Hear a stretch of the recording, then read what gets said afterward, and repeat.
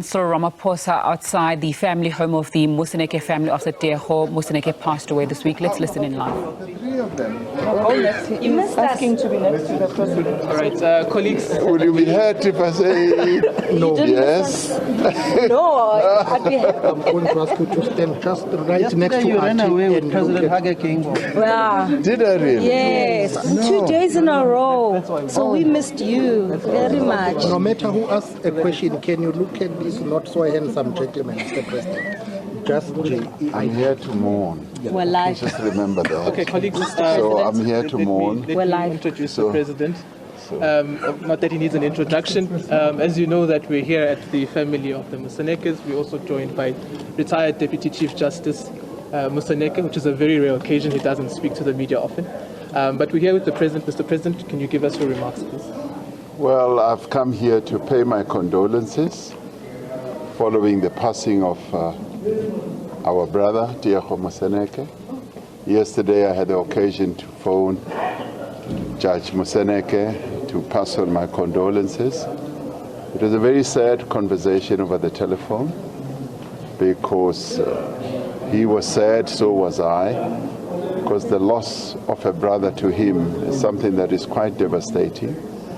And I also felt great and continue to feel great sadness because I knew Tiego Moseneke. He was one of the fine young people that have been produced by our country.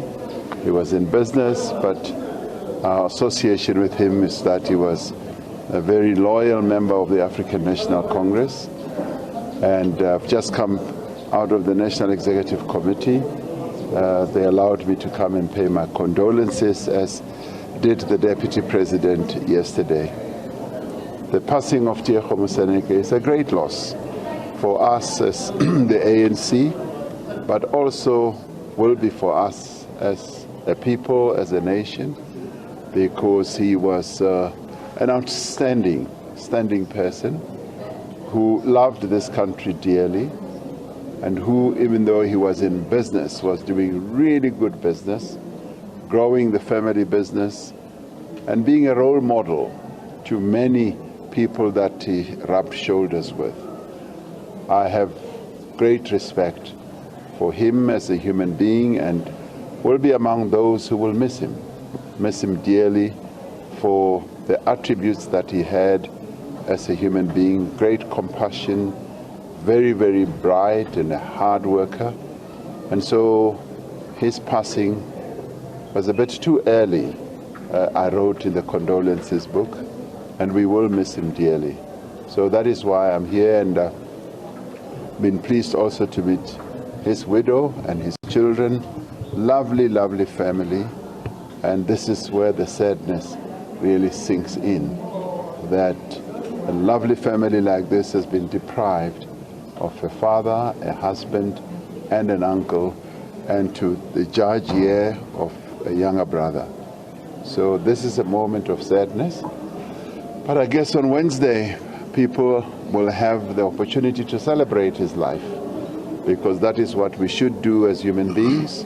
When somebody who is really outstanding and wonderful passes on, you are duty-bound to celebrate that life and speak about the wonderful attributes that the person had, and the impact and the influence that he had on those that he lived with and those that he happened to brush shoulders with. So that is what has brought me here. And I'm glad the family has welcomed me in the way they did, and we passed our condolences. Thank you very much. If you can consult us on the NEC meeting, Mr. President, how is it progressing? The NEC is going extremely well. It's a new NEC, as you well know, and our discussions are quite substantive.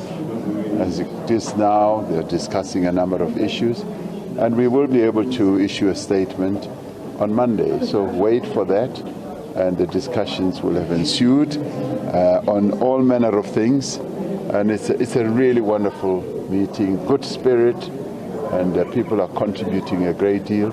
So I'm rather pleased to be leading an organization that's renewing itself and moving ahead. Mr. President, just the last one from us in the SABC. your engagement with President Hage Geingob yesterday in the NEC that we were supposed to be in, but you chucked us out. Just what are some of the highlights that he spoke about, particularly when it comes to why the ANC government is still part of the International Criminal Court, particularly with President Putin coming in August? Well, we had a wonderful engagement with President Hage Geingob. Both our organizations, SWAPO and the ANC, are liberation movements essentially, and there is a lot that we share. We are sister parties.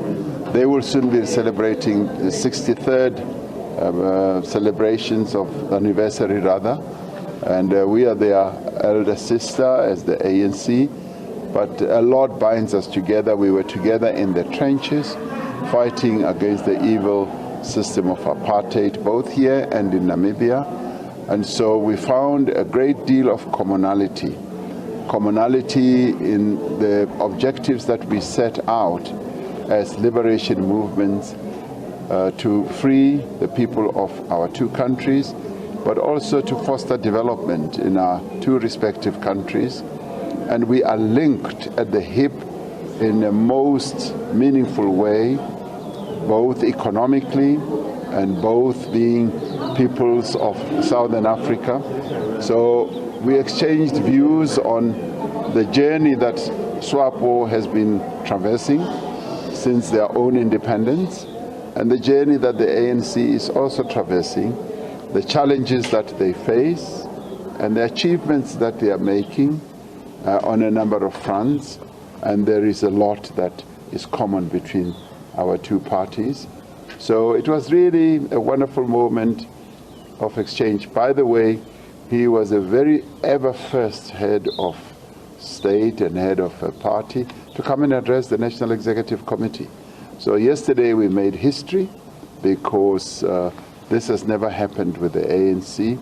So that was a great deal of delight for us. So we were also solidifying the links between us. And yes, of course, we discussed a little bit about BRICS and the summit that's coming in August.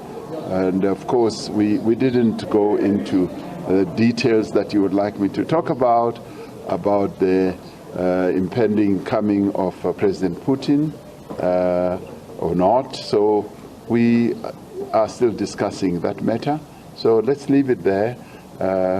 And we will be clarifying our position in time to come. About from Newsroom Africa, Mr. President, how would you respond to some NEC members who have expressed on the sidelines of your NEC that there were quite some, not all, but they were upset that how could the ANC invite President Hage Geingob when there's still this issue of Phala that has not yet been addressed? Well, that was never expressed to me, and both of us were asked that question. We said, you know, there are all these processes that are still underway, and we didn't even discuss it because it was never on the table for discussion, and that was it. Last one, Mr. President, government issues. Yes. The issue of the Minister of Electricity. Yes. The powers that you need to take from your National Chair, Minister of Mineral Resources and Energy, and the powers you need to take from Mr. Pravin Gordhan. Is there a territorial battle ensuing? There is no territorial battle on this matter.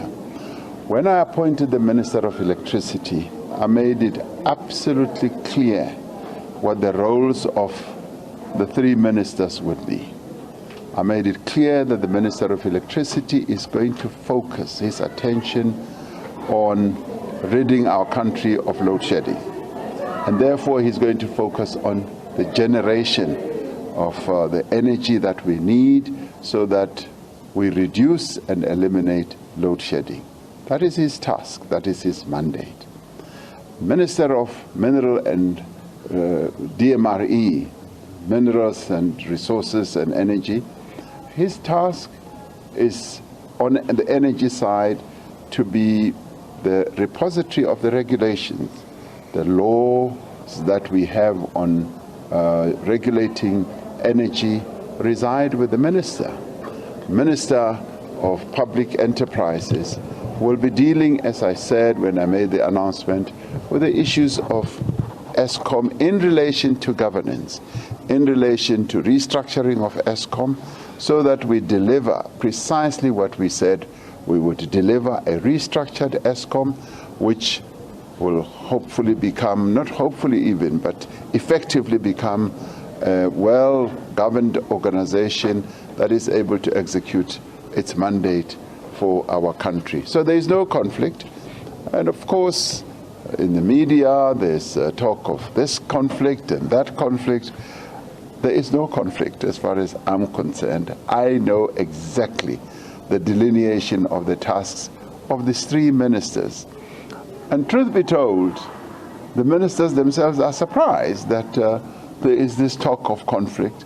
They work very well together. And in many ways, for me, this is a good architecture because it enhances integrated government, joined up government, so that the three of them are able to address this national challenge that we have, working together from three different aspects. So there's no conflict, there's no crisis, government goes on and the work is underway. Thank you very much. Thank you very much, Mr. President. You're not bad.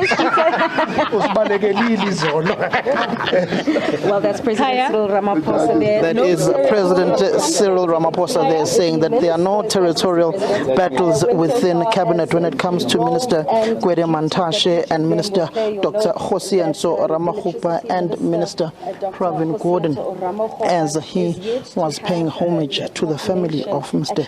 Tiego Moseneke, an apartheid activist who passed away. He will be laid to rest, but speaking on the sidelines of the National Executive Committee meeting of the African National Congress, coming here to pay homage, also delving on those topical issues within government, such as the issue of electricity, and President Hage Geingob of Namibia and of SWAPO addressing the National Executive Committee meeting of the African National Congress yesterday, which we were meant to be part of that particular address, but the ANC saying that the debate was going to be intense and we would not be allowed to be inside. When President Hage Geingob addressed the National Executive Committee of the ANC, saying that they did touch on a surface basis on the issue of the International Criminal Court on the warrant of arrest for President Vladimir Putin, as he is due to come to the BRICS summit later on this year in August in South Africa.